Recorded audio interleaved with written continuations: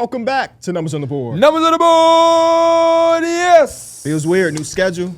Dropping on a Thursday? It don't matter. We got basketball back. Exactly. We got a lot of basketball to get into. How we feeling today, boys? Feeling good, man. Feeling good. How you feeling? Cannot complain, man. Had to wake up early for this one, but it feels good. Just because basketball is back, I'll wake up at 4 a.m. if I need to talk about it. I'm really excited. I had my coffee, so I'm good to go. Mike with the coffee feels weird. Usually it's just D. Millie with I the didn't coffee. even know you was a coffee guy. I don't bring it to the studio. He be on set with it. I'm usually like drink it in the morning, then I'm good to go. It got a purpose. Yeah. Okay. He got it for You sure. said he performative with it. Aesthetics. It's all about aesthetics. All right, let's just get right into the episode. We got to drop the mic. We do. Just straight to the point. So much going on. I just want to know your biggest takeaways from last night. My biggest one, the absolute biggest one. This is no news to majority of NBA fans, but it's one specific guy on this show Talk about it. that was down on Victor Wembanyama for some reason. Hold on. Yeah. No. Don't backtrack No, now. no. Ain't no backtracking. I just don't want words put in my mouth. Okay. You want other things? We did a ranking top centers in ball. We did. Most of us had him at 2, behind only Nikola Jokic, who have yet to play so far. Somebody had him at 4. I did.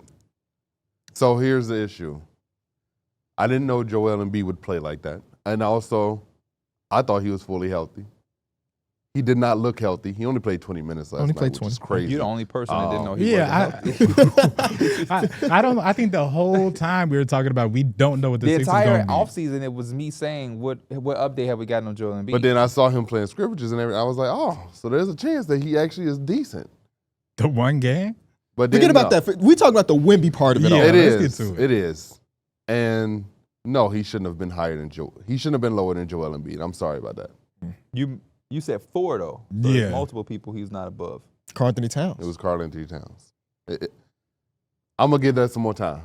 I'm gonna let it marinate. Whoa, I don't know. Wait, I don't you gonna even. give it some more How does it time? need more time? It's been one game, and I feel like I should have had him on my MVP list. He should have been on the MVP. On all of our I will MVP say, lists. whatever I saw last night, that wasn't real.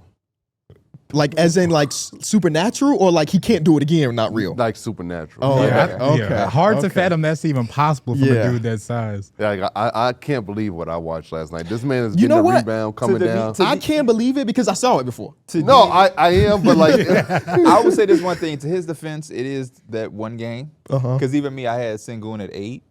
Now, I wasn't saying the things that he was saying. I was saying that Sengun is going to go up. Obviously, this might feel a little low.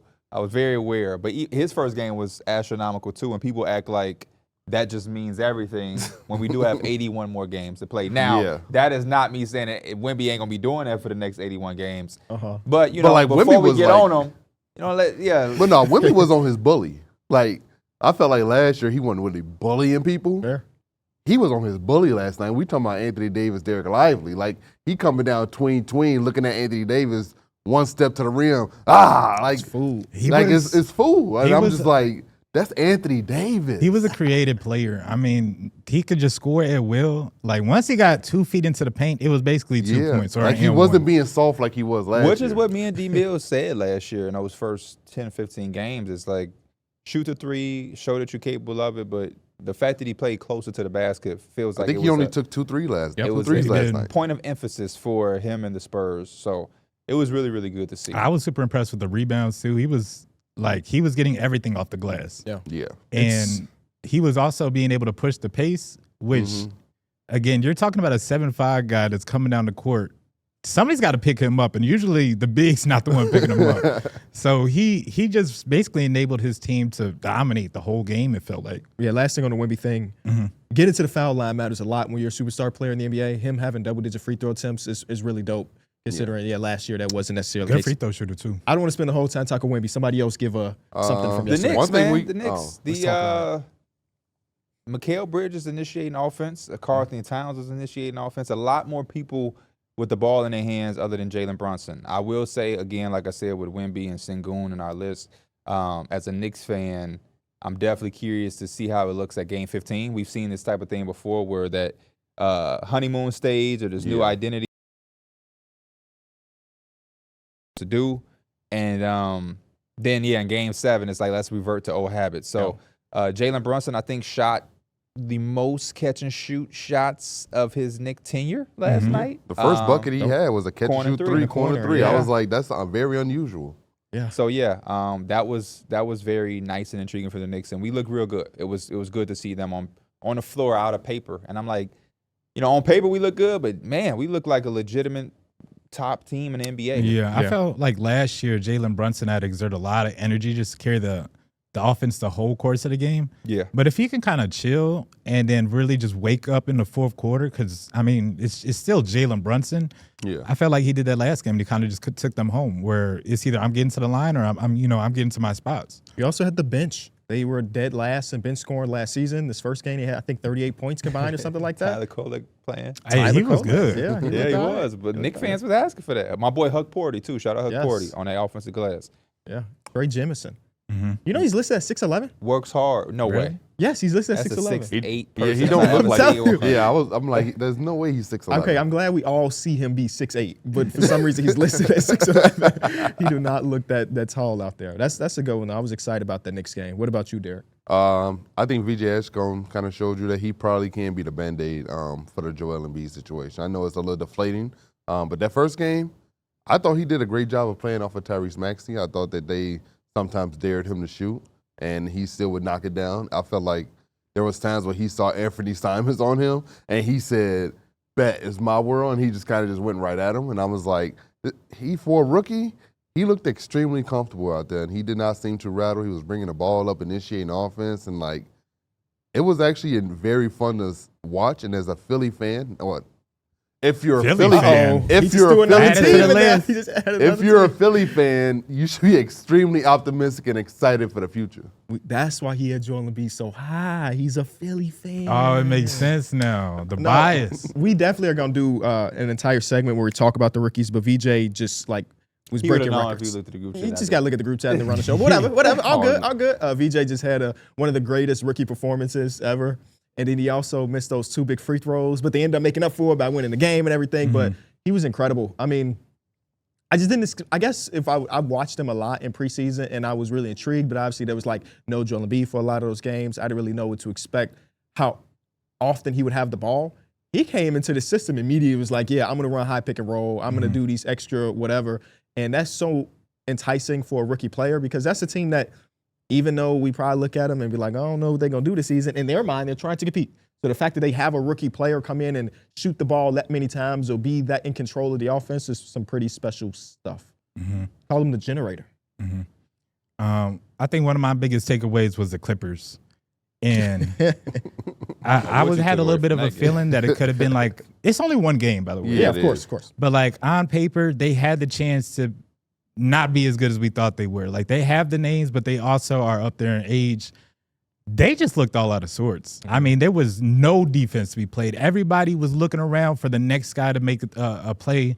And I seen a lot of guys just put their hands up. Yeah. Yeah, it seemed like that zone with that tall ass lineup that the Jazz started with just kind of just messed everything up for the Clippers at the beginning of that game. And it seemed like there was no turnaround at some point because they was already down. They was down 37 at some point in this Boom. game. Yeah. So I think that's the big thing. And they really don't have the 3-point shooting to really make up for that. The Jazz going into halftime were 71% from the field, 52% from three going into halftime. Yeah, when you get hit in the mouth like that, it's hard to recover. Yeah. I'm definitely not going to judge them off that one game. The Jazz came out with a lot of energy. They made a lot of shots early. And like D-Mill said, once you're down by that much, it's really hard to come back from it. But, yeah, not the best start. Hey, the Hawks didn't have a great start either. The Hawks are very, very disappointing. I tuned into that game with high expectations. And, yeah, talking about not being able to get stops, the Hawks at certain stretches, the offense looked really well. Jalen Johnson stood out. But even in their little runs, they just could not get stops, man. They could not stop the Raptors from doing whatever they wanted to do. And the Raptors picking up 94 feet, feel like a lot of pressure got to them early on.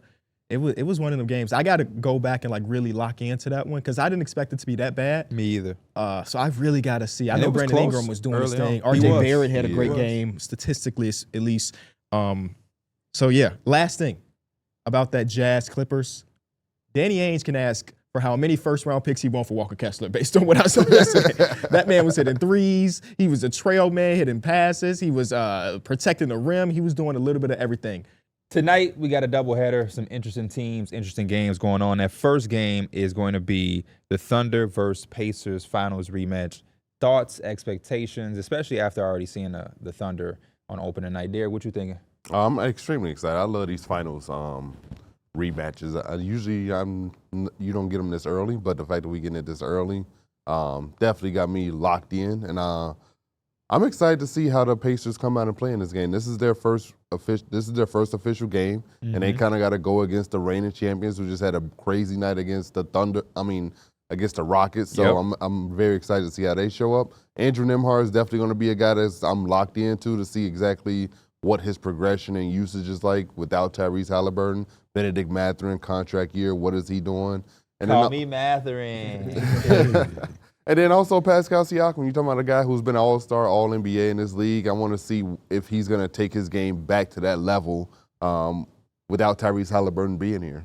Yeah, I mean, this is the first game of the season. There's 81 after this. But it really is going to showcase to us if what like Aaron Nesmith said or Pascal Siakam said about, like, of course we love Halliburton and he's very important to the team, but we are still a system that can run without him. We're going to really get to see that because, again, they're going against one of the best defensive teams. Best teams. So there's a lot to be showcased here. If they can't or don't look like that system against the best team, I'm taking it with a grain of salt. Okay. Yeah. I actually think that if they perform well, I'm looking at it a little bit more like. Okay. Yeah, but I don't know. I've seen OKC just kind of disrupt players' rhythm and just take them out the game, and they're not far from where they're actually looking like they could be better than what they were last year in terms of just turning people over. They didn't turn the pressure up. Yes. So this is going to be a real test for the Pacers and what they can do without, their main guy. Yeah, I wonder if like a guy like Nembhard is still going to try to pick up 94 feet given the responsibilities that he had. He did it in preseason. That's a good point. But I don't know. I feel like if we get 15 games to the season and Nembhard is not picking up 94 feet, it will make sense because he's got so much more on his plate as a primary initiator. Benedict Mathurin, this feels like one of them games where I kind of don't want him to play into Rick Carlisle's system. I kind of want him to try to rock out because that's the type of offense they may need against OKC. And then now we get to see the new center rotation, which is the biggest question mark, one of the biggest question marks alongside the Indiana Pacers, with it being Isaiah Jackson, who is listed at 6'8", by the way. That feels about right. Does it feel like Trey Jemison will be taller than him by 3 inches? No. Trey Jemison literally Isaiah Jackson has been 6'8", 6'9" for a while. So him, Huff, and then, I guess. No disrespect to Trey Jemison. Yeah. Does the NBA care enough to get his height right? No disrespect, but I don't know if the NBA is like, oh, we got to go scramble and run and find. Plus, he was on the Lakers, the Grizzlies, and now the Knicks, the Pelicans. Hey, man, keep a job. Yeah. Hard worker, Trey Jemison. I love you on the Knicks. Yeah. As far as this game, I'm super excited. My one thing that I'm looking at is Chet. I love the way he played against the Rockets so much that I kind of want that to become a night-in, night basis thing. And I'm hoping that tonight, when we get a chance to watch this game, I'm leaving with the same impression. And hopefully the Rockets game wasn't that standout game that we kind of, are expecting now. Because I can't – once you see that type of performance, I can't go back to the 17 points and lack of aggression. So my eyes is on that one. Also, what felt different from Chet compared to the finals. In the finals, it felt like he was more stagnant, letting the offense come to him, which can be beneficial in a way. But without Dub being there in that first game of the season, he started 7 for 7 from the field. And some of the shots he hit over Kevin Durant looked like what Kevin Durant would hit over Kevin other Durant-esque. people. So I want him to keep that aggression on and not just settle for the open 3-point shot. He put it on the deck a little bit more, got to the basket. Some of the finishes were absolutely crazy. And he's going to be the tallest guy that's in this game today. So I want to see him use that length on the offensive side. Next up, we got the Nuggets versus the Warriors. The Nuggets' first game of the season. We've seen the Warriors look super sharp and amazing against the Lakers. Obviously, the Lakers were able to keep that door open just a little bit. Mike, y'all never go out without a fight. We always got the fake comeback. Fake comeback. Fake comeback is always a Laker thing. Still got that. So watching that Warriors game against the Lakers, what are your expectations, Mike, for them against the Nuggets? And do you think that they can implement some of those same things they showed? I think they can. I think obviously the Denver is a tougher team than the Lakers. But I think this is going to be a high-scoring game because both teams are so good just in the half court in terms of scoring off backdoors, scoring off movement. I think it's going to be good defense too, but it's probably going to be like a back and forth type of game with this. I'm looking at Jimmy Butler. Me too. Me too. 15 free throws in the first game is Jimmy Butler like. Yeah. I mean, and he's trying to shoot it better than Steph with that volume. I'm not expecting that every game, but honestly, still talking about Jimmy Butler, he can get to the line with the best of them in this league, so they're going to look for a lot of that in the half court too, just to get everybody a breather and, again, get their defense set because it's going to be tough. Not to get off course. The blah, blah, blah, like how you just did the Denver? The Denver? I don't think I did it, by the way. You did. Darius Garland. They interviewed him at the Knicks game, and they were like, you said y'all could win a championship. If you was healthy, y'all would have won it. He was like, yeah, congratulations to the OKC. They deserved it, but we would have won it. Like, that made me think of you instantly. Darrick, you mentioned the Jimmy Butler thing. Do you think that's realistic that Jimmy Butler can shoot a higher free throw percentage in the regular season than Steph Curry? No. Not at that volume, no. Because I think his volume is just going to be so much higher than Steph. Steph is a great free throw shooter, but he's just not going to get to the line as much as Jimmy Butler because their games are just completely different. Jimmy's putting constant rim pressure. Steph Curry shooting threes. I agree. But Jimmy is kind of crazy enough to get it done. But, new rule, Steph could be at that line more with no more hand, high five contests. So he could be at that line a little bit more. Not like Jimmy, but he can get there. One thing I'm looking at is Jonathan Kuminga. In that first game, Jonathan Kuminga was extremely engaged. He was locked in everything.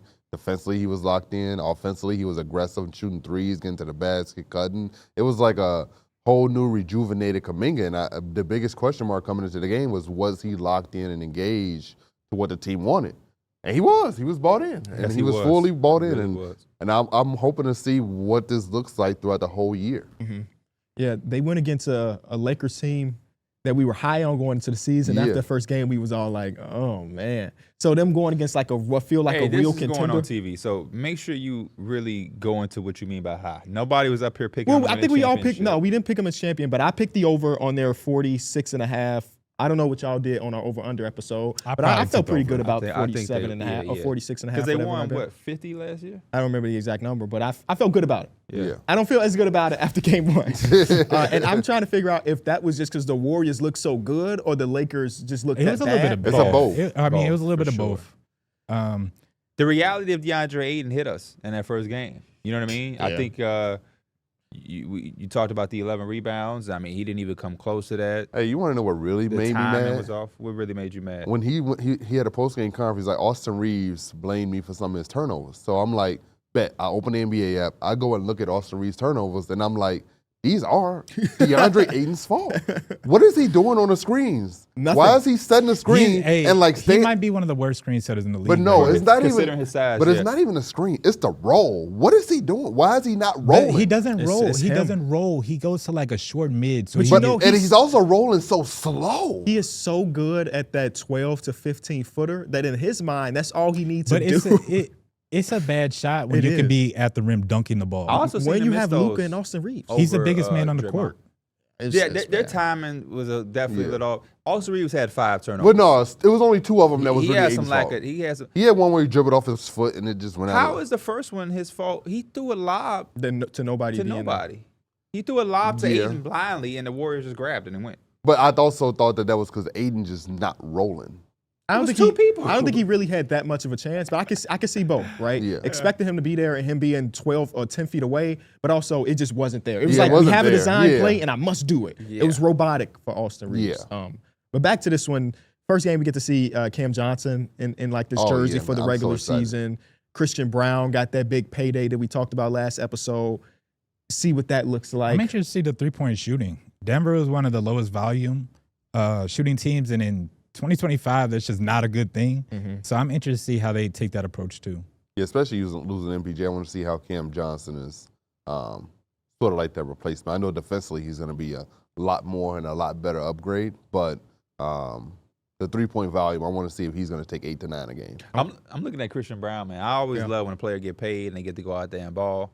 I was expecting that from Shaedon Sharpe and Tamani Kamara. Shaedon Sharpe left me hanging a little bit, but that's okay. 81 more games. We also just haven't mentioned the name Jokic yet. We get to see Jokic for the first time this season. So I know what I'm saying. We don't have to talk about what we're going to get from Jamal Jokic. Murray. Hey, he got some more competition with Wemby in the MVP race now. Yeah, that's definitely true. Who y'all got winning quickly? I'm going Nuggets. I'm going Warriors. Nuggets. Speaking of tonight's games, we want to say thank you to our sponsor, DraftKings. Fellas, you all know about DraftKings Pick Six by now, where you can pick more or less on different players' stats for the upcoming games. Just select 2 to 6 different players into your pick set, find some stats, go more or less. Sit back and watch and see if you get I love that some format, things KB. right. It's so simple. It I'm is picking so between simple. 2-6 players, and I'm either going more or I'm going less. I ain't got to do any much more energy, just more or less. Simplicity at its finest. For this entire season, we're putting together pick sets together. So let's talk about what we picked for tonight's games. I'm going to start off. I went more on Chet Holmgren's PRA at 27.5. Oh, that sounds like a layup. If he going to get you to 25 points again, then all That's he got to easy, do is right? get, Yeah. 5 little rebounds and ching-ching. In my mind, 17 points, 10 rebounds, and an assist feels very 17 doable. points. I don't want 17 points, But I'm just baby. saying, like Yeah. that at It's the a base floor. floor. That's Yeah, yeah. the floor we got for Chet Holmgren. 10 rebounds? He ain't had 10 rebounds. It's okay. It's okay. He's going against a smaller Warrior. Remember, he played against the big giants of the Okay. Houston Rockets, a Okay. smaller team this time around, the Pacers. Yes. I went more. We'll see if I'm right. Mike, you went more on Jimmy Butler's points, 7.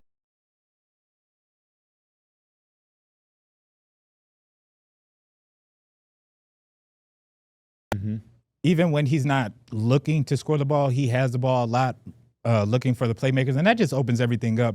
Because when they're looking at Steph Curry, that paint is wide open, and he could kind of take advantage of that. I'm taking the more. I agree with Mike. One of the best things that I seen in that Lakers game was that, like last year, the Warriors have 2 guys that command attention, and it only makes the back doors, the cutting, a little bit more, open for guys like Gary Payton was getting dunks and different things like that against the Lakers. So, yeah, I think Jimmy Butler got to continue to emphasize getting his and putting pressure on defenses. Yeah, he can be prone to kind of finagling around a little bit. I hope that this is the season where Exactly. he's like, 17 and a half, more. Pierre, you picked the one that I would have picked if I wasn't late to the dock. Andrew Nembhard, more, 12.5 points. So I want to say originally this was at 19.5. Wow. When I first checked it, because I know I had to pick a leg. Yep. And then I watched some games. I said, you know what? I'm gonna wait for a second. And then I came back later because it was time for me to now make my pick, and it was 12.5. So I was like, hey, that 7-8 point drop, I gotta smash some more on this one. Yeah, Andrew Nembhard gonna have the basketball in his hands. And I think there's upside with this pick, whether they're winning or losing. If they're losing, he's gonna be able to, get the quick, easy ones. And if they winning, then the ball is gonna be in his hands, and he's gonna have to be extremely decisive. But I do expect Andrew Nembhard to smash the more on this one. He gets up for these type of performances. He knows all eyes are on him.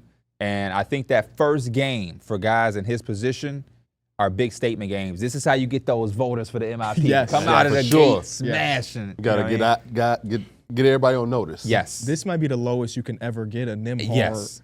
points. Yeah. And with no Halliburton and no TJ McConnell, it really is the Nembhard show, at least as an initiator. I like that a lot. Darrick, you picked more on his teammate, Pascal Siakam, 19.5 points. Yeah. I mean, he's going to be the clear number one option here, so it's easy for me to go more here. I thought 20. That's probably something that he can clear in the first half, because I think when we've seen him play against not against the Pacers, but against the Thunder, he's extremely aggressive. He gave them some hell in the playoffs, so I think that's something that he's probably going to do here, especially with no Turner, no Hallie, and no TJ McConnell. Pascal Siakam's workload has now significantly gone up. Yeah, without having like a real sample size, the line creators have no idea where to put the Pacers. So I think that y'all got in at the right time because they're going to need people to score. Yes. Right? So 19.5 more on Pascal feels good, and Nembhard, 12.5 more feels good. Now, we did this last episode, and we shot 50%.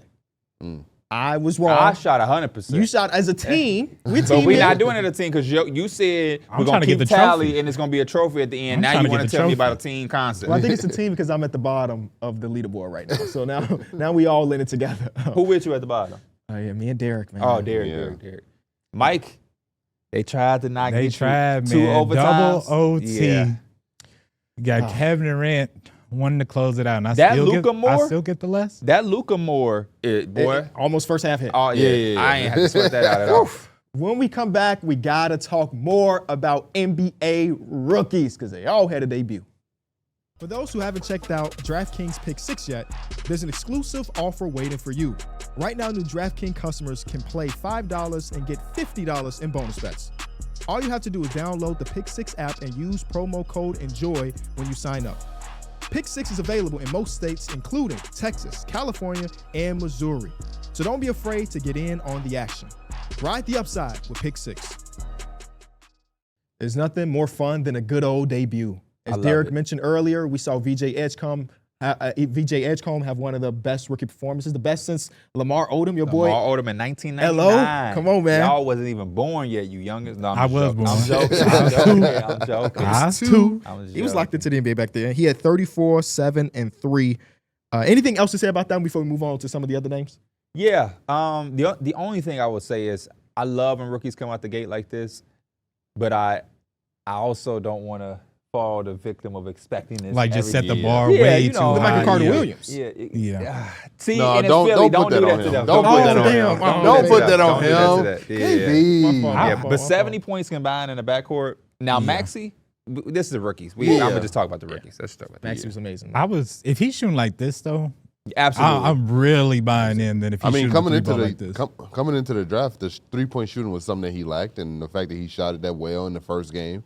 Obviously, it may not be really him right now, but if it is, hey man, the sky's the limit for this guy. Yeah. Next is get to Cooper Flagg, who had a double-double in his debut, 10 points, 10 rebounds, and the loss to Wembanyama in the Spurs. I thought he played really well. Like, he could have probably had a couple more shots to fall, and we would have looked at this game a lot differently, I think, from him.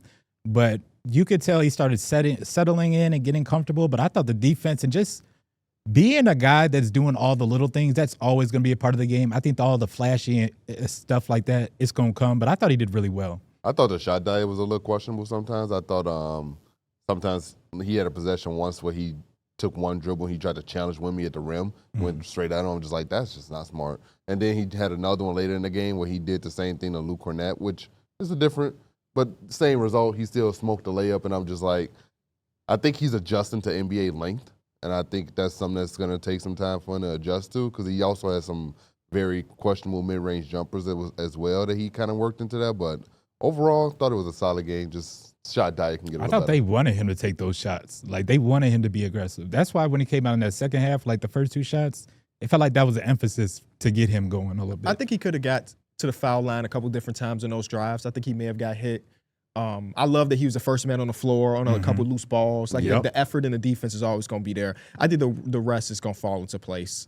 I was happy with the this. debut was tough. Yeah. I was happy with this game. The reason I was happy with this game, not necessarily because I loved his performance, but I do think that with the hype of Cooper Flagg, there's a lot of people that have expectations of points and volume. I just don't think that that's the type of player he is, especially not right now. I think he's a guy that impacts the game in a lot of different ways. So tuning into the Mavericks, expecting him to give you 28 points as a rookie, not saying it's impossible, not saying it won't happen. I just think that that's not the mold of his game, at least not right now. Yeah. He, to me, his best nights are going to look like 15 to 17 points, 8 rebounds, 6 assists, 2 steals, 2 blocks, versus Cooper Flagg just had 35. I just don't know if we're there right now. And I do agree with Mike. I think part of this experience or experiment with him being the point guard is to get him to be aggressive, because that's just not who Cooper Flagg has been. Throughout his career. He's a defensive monster at 6'10" with mobility and enough offensive, skill to do a lot of different things. He's a good basketball player. Yeah, he wanted to make the right play. There was a time where he ran a pick and roll type of set with Anthony Davis and got the switch. Yeah. And he was looking to get Anthony Davis the ball. Anthony Davis said, "No, you go." That's you who go. Cooper Flagg is. And Yeah, even at you Duke, go. they were such a star-studded team that there wasn't too many times where they had to just say, "Go, carry us." They were such a really good team. And so I think the Mavericks noticed that, and they want him to get a little bit aggressive. And you've seen that in the preseason. Even with the three-point shooting in the preseason, it was clear that somebody was telling him, "We got to get your threes up." You know what I mean? Yeah. Like, get accustomed to it. And I also will say this, the last thing I'll say. Wemby and his size does this to everybody. Anthony Davis looked lost as for well. sure. So I also want to put that, like Cooper, like he is dealing with the speed in the NBA and the size, but Wemby does that to guys who've been in the NBA for 10 years. Yeah, for sure. 81 more games. 81 more games. On the opposite side of that, Dylan Harper finished his game with 15 points. Yeah. I thought that there was a good, right place, right time type of buckets from Dylan Harper, and I think those are so fun to me, where you can kind of get it into the flow, or the ball, a miss shot bounce off the backboard and it's right into your hands. You just go right up with it. Those things you can't account for too much. But I thought it was fine. I thought he looked pretty good here. Between him and Steph Castle, both those dudes tried their very darnest to make sure Wemby got the ball every chance he got, and I think that's a win. I thought he was a few just missed layups away from being over 20. Like he had a few bunnies that he left at the rim that I know he wished he could have back. And other than that, I thought it was a very well-rounded game from Dylan Harper. Perfect situation in my opinion. I hope that they're able to win a lot of games like this, so he can go out there and get those stress-free opportunities or whatnot. But yeah, it was nice. Great night for the Spurs, man. I also enjoy the fact that they all look for Wemby. All the guards out there just looking for Wemby. Yeah, they were talking about him, and they kind of forgot. Like, I ain't gonna say it. He played so well, you kind of forgot. They still got De'Aaron Fox coming back too. Yes. So like, they're gonna have a lot of guys to give Wemby the ball, but I was super happy. No, I'm just joking. I was super happy with Dylan Celtics Harper's performance. Let's put these two players together. You got Ryan Cockburner, which had 10 points, 11 rebounds, 2 blocks, and then Con Knippel had 11 points, 5 rebounds. Playing the game the right way. My steal. You're going to hear me say it. Oh, wait, I ain't even mentioned the last rookie. Sion James played a bunch of minutes. Sion James did play. 2 Dookies played for them in Carolina or Charlotte. But he looks swole out there, by the way. He is swole. Ryan Cockburner, at the end of the year, he is going to be one of those guys, like a Lakers is going to be like, well, why didn't we get him at the end of the first? Because 11 rebounds, right? I believe half of them were offensive. Yep. Him and my guy Diabate, the activity on offensive rebounds. He had 5. Diabate had 4. Boom. 9 offensive rebounds between their 2 starting centers, and we see how much LaMelo and Brandon Miller want to get those threes up. I think this is a match made in heaven. Ryan Cockburner, remember the name. I mean, talking about a guy that was a 4-time DPOY in the Big East. Like, I think that's something that he's going to be able to translate pretty well to the NBA. I think usually the defensive bigs, that part of their game doesn't drop off once they get to the league, and so he's a smart defender. He's very good at being in the right position at the right time, and I think he's exactly what Charlotte was looking for in the center. He's like a brick wall kind of down low. Yeah. And we'll see, again, just one game. We'll see how it is when he has to step out a little bit more. I don't think nobody was being respected on the Nets. Yeah, they definitely was playing against the Nets. So. But I'm super happy to see him be able to just finish all these plays and just be at the right place, right time for all these playmakers. He's a really big target for these guys. Hey, I hate to just I know you already did it, but the cliche, just make the right decisions, play the game the right way type of thing for the 2 white rookies. But like, they really did. They do. Con Knippel just really got into the flow of the offense. Yeah. When I was open, I make the shot, I make the extra pass. I'm not going to be easy on defensive side again. It's going against the Nets, so maybe if you go against a good offensive team, that changes. But like, I was really impressed by not just them, but the team at whole, because Brandon Miller looked really good. I know it's a rookie segment, but Brandon Miller looked good. A lot of us are really high on him. LaMelo was doing his thing. Trey Mann was playing that backup point guard position with Colin Sexton. Everything looked really good for Charlotte. Bridges didn't really miss. Crazy. Next, we have Ace Bailey, 2 points, 4 rebounds in just 20 minutes of play. He was questionable coming in. Yeah. And didn't really get a bunch of PT. But how'd y'all feel about it? I'm not looking at this too serious, just because, for one, it was a blowout. So it's just like everybody on Utah was just kind of getting their points or whatever. But it's not, I didn't really see him force anything, right? He missed a couple of shots. I thought when you have a rookie that's not having, especially a top pick that's not scoring, you got to look at the other things he was doing. He was still passing the ball around, and he was still playing defense. He's going to put up points, so I'm not worried about it. I agree. Yeah, the first possession I saw him when he checked in, he was being guarded by Kawhi, and he just passed the ball away. And I was like, that's got a crazy welcome to the league moment. And even though it was a blowout, I don't really take it with that much of a grain of salt. I wish he did play more because of it was a blowout, but maybe his whatever injury he's dealing with the. I think it was just sickness. I think he was just sick. I remember they said he had knee tendonitis too. So whatever it is, maybe they just felt like we need to just monitor this a little bit more. Next, we got Seti Coward. One of my favorite performances. 14 points, 5 for 5 from the field, a game high plus 24. Net rating was 50. He was one of my guys coming out of this draft. I'm so happy he looked good in that first game, because obviously he didn't play like summer league, and it's like, he came in and immediately made an impact, and I thought that was a win. Didn't miss any shots, didn't turn the ball over, had 2 steals, a block, played within the offensive with the team. He got a funny swag to him. Another 94 feet guy. He scores and is instantly in your face. Yep. Yeah, I think he's one of those guys that I think throughout his career, even though he might not score a lot, I think he's going to be able to impact the game in a lot of different ways. Memphis always find those dudes. Quickly, last two. Trey Johnson, 16 points, 5 rebounds, and Jeremiah Fear, 17 points. I'll say this real quick. Jeremiah Fears, this is the game I was looking for. I wanted to see how long it was going to take. 17 points in the first game. When he gets confidence, he goes up. We saw it at Oklahoma. Don't sleep on him. He hit somebody with a move on that left wing that like froze him. I'm like, yeah. And then he did the lay over finishing is superb. over Jaren, and Jaren like fell to the floor. Whatever. All right, so with the NBA season being here, I wanted to go ahead and ask y'all guys. I got like 5 teams here, and I want to ask y'all what would be considered the perfect season for this team standards. Sure. First team I got is the Milwaukee Bucks. The perfect. Yeah. I think the perfect, but also somewhat realistic season would be them finishing as a top 5 seed, like in the 4 or 5 range, getting out of the first round and competing with the Knicks or the Cavs, whoever might be that 1 seed, and maybe taking it to like a 7. I just can't see them in the conference finals. I just think they don't have enough talent, but a really hard-fought second-round series makes sense to me. KB hit it right on the head. I think not only making it to the playoffs comfortably, getting past, they haven't got past the first round in a while. Yeah. I know Giannis was hurt, Dame was hurt in some of those years, but it has been a while. And I think at this point, that is the monkey on their back. Just get through that first round, and if you are able to hold your own in the next round, even if you don't win, you show enough hope to maybe make Giannis more comfortable. Yes. And I think that's really your biggest goal. Everybody wants to win the championship. Every team is saying that to start the year. We want to win a championship. We want to win a championship. The Milwaukee Bucks' main thing is putting enough confidence in them for Giannis to believe in what they're doing. I can't even really add to that. That's the biggest point for Milwaukee is making sure Giannis is feeling like this is the place he wants to be. Other than that, I don't think they got no more goals. Everything else is cherry on top. Right. I think they do have to be, like KB said, a 5th or 6th seed, though. Like, it just shows that things are going right over there.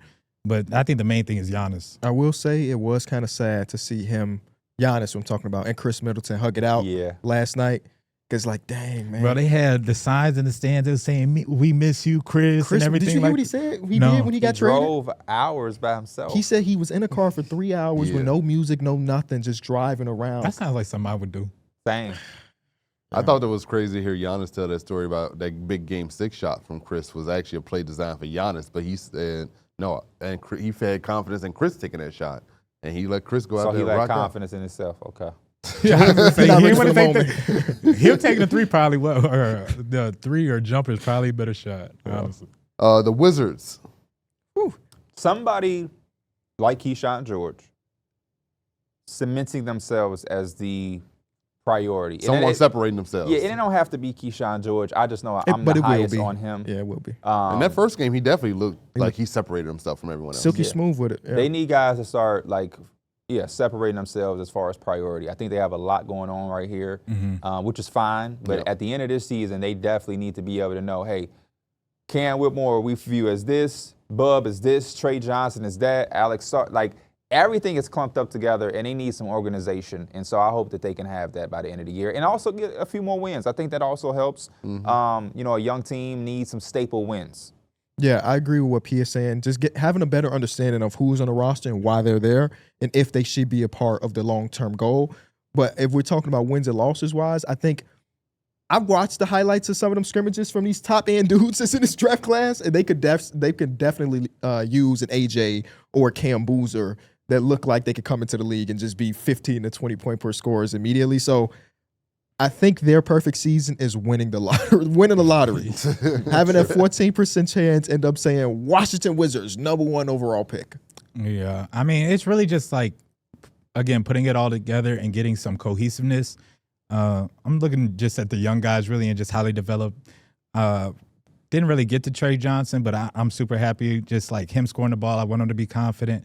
And then also Alex Sarr, man, he's one of my guys that I'm super high on. He had to go against Giannis. Obviously, he's going to have some times where he's dunking on you, but I thought he did make some really good, impressive plays. Next team I got is the Denver Nuggets. Championship, right? Perfect season. It's a championship. Championship. Yeah. That's the only. I could see that. So would y'all say if they made it to the finals but they lost, would y'all say that they would look at that as like a failure? No, not I think necessarily. they probably think it will be right back next year. Yeah, I don't think it's a failure, but your question is perfect season. Yeah. Perfect season for them. Yeah, is it's a championship. Yeah, if they made it to the finals and lost, then I don't think anybody's like, oh, what a terrible season. They didn't meet expectations. Yeah, I'm gonna. But I don't think they also wouldn't be like, yeah, we did it if they made it to the finals and lost. You know, I'll back it up too.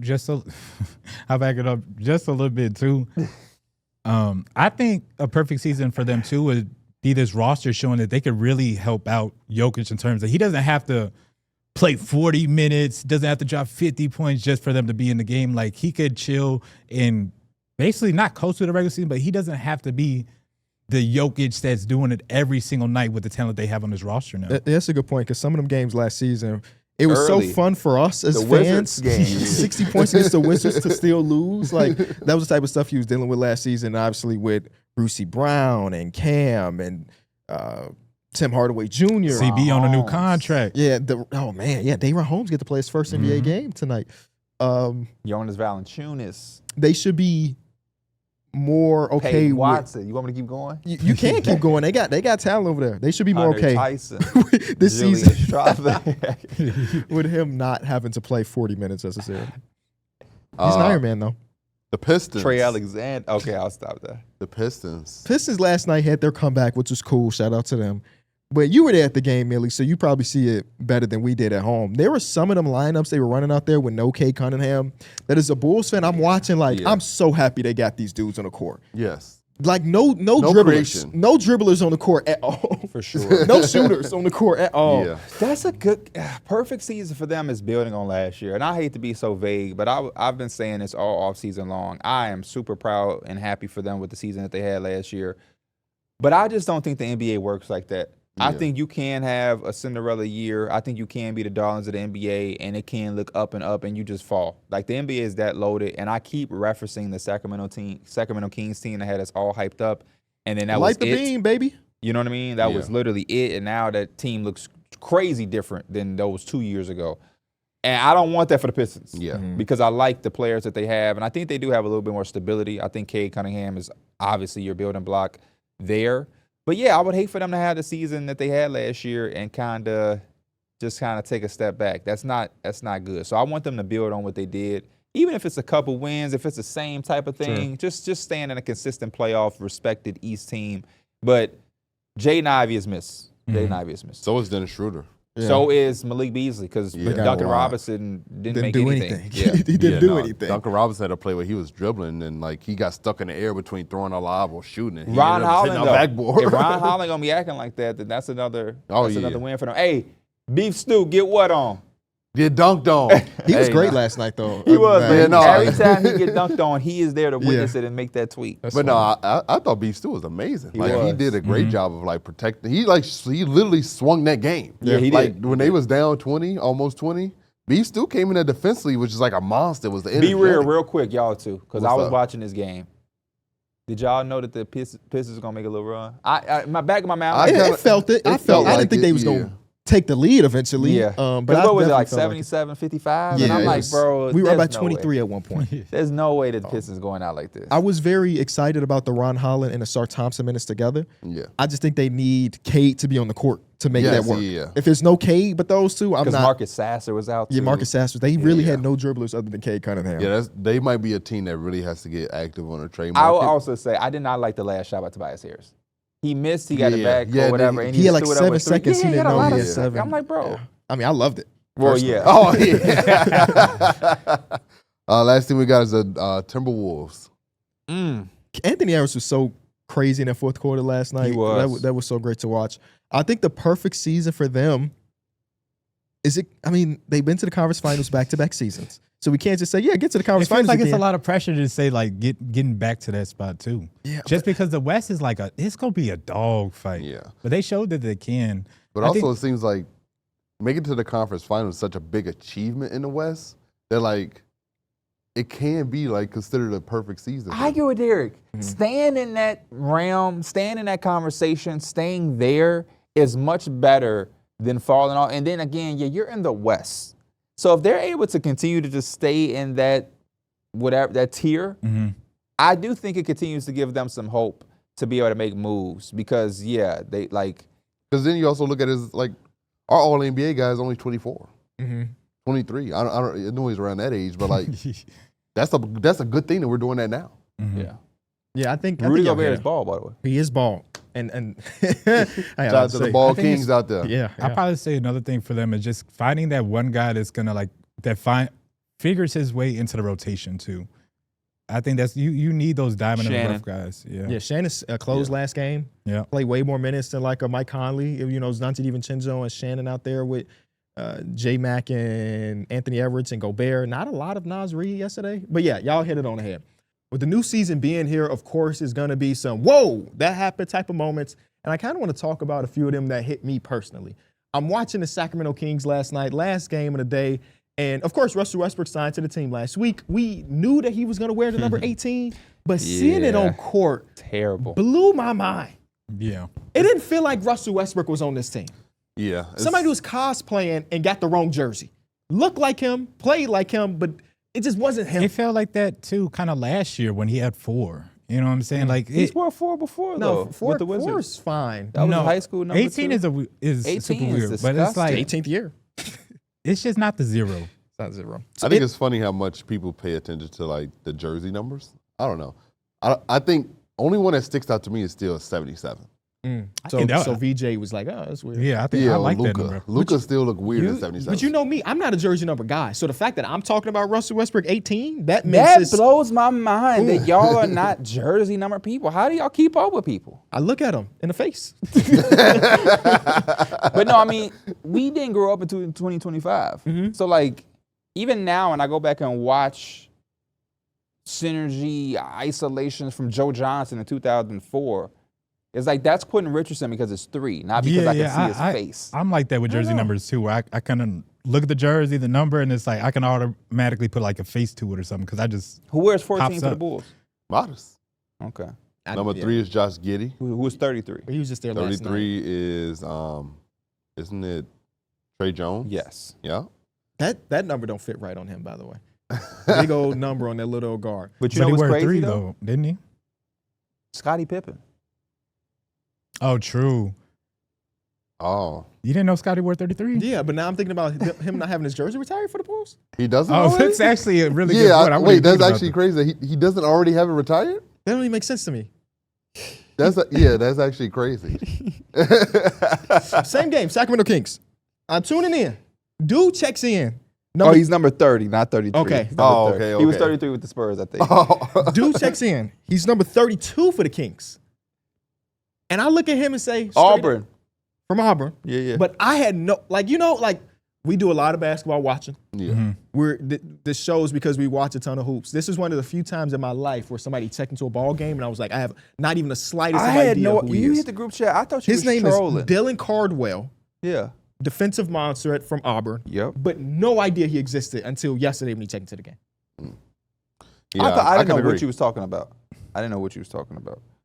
Rudy Gobert's ball, as we mentioned last segment. Super crazy. You hit the group chat talking about Matisse Thybulle's new haircut. Bro. Did y'all see it? Yes. And then he had the little band pushing it all the way Yes. to the back. It's just the off season. A lot of people grew their hair. Rudy out. Gobert rocking a Nick Batum. Yeah. French connection. You know what I seen that was crazy? What's that? I didn't even really seen it was crazy, but it's just like, what? Lonzo Ball might have had the most impactful 1-for-7 performance I've seen. Yeah, he did. And you were funny in the group chat because you said that knee must be feeling good. Bro, I thought the same thing. You know how there's a dead ball Yeah. and somebody will shoot? He went up and blocked it. Yeah. And I was like, Lonzo, what the hell are you doing? Yeah, I'm that's like the telling you, last he's thing he feeling should be good. Yeah, doing. do not do that. You scaring me. Went up for a tip dunk. This is like you After don't the foul was called, You though. didn't really dunk in the first place. Yeah, So it's like he is definitely. I think that's just a good sign. I think the 3 is He going trying to test that knee out, trying to see. He trying to test his limits. Yeah. A couple more things. Rob Dillingham didn't play, but Bones Highland did. I kind of That made me a little sad. I'm not gonna lie. I kind of had a feeling that would happen. Bones just was once they playing acquired Bones Highland, I was kind of like, this might be the writing on the wall. But he didn't really play last year after they got him. Yeah, I felt like he was a security blanket if Rob wasn't ready. Jaylen Brown checked out of his first stint with 5 rebounds and 4 assists. Mhm. He ended the game with 6 rebounds for assists. So the rest of the 3.5 quarters, he got 1 rebound and just scored a bunch. And PJ, same way. 8 points out of the gate and then ended with 12. That's another great episode of Numbers on the Board from Mike, from P, from D. Millie, from Kenny Beecham. We'll see y'all next time. Peace.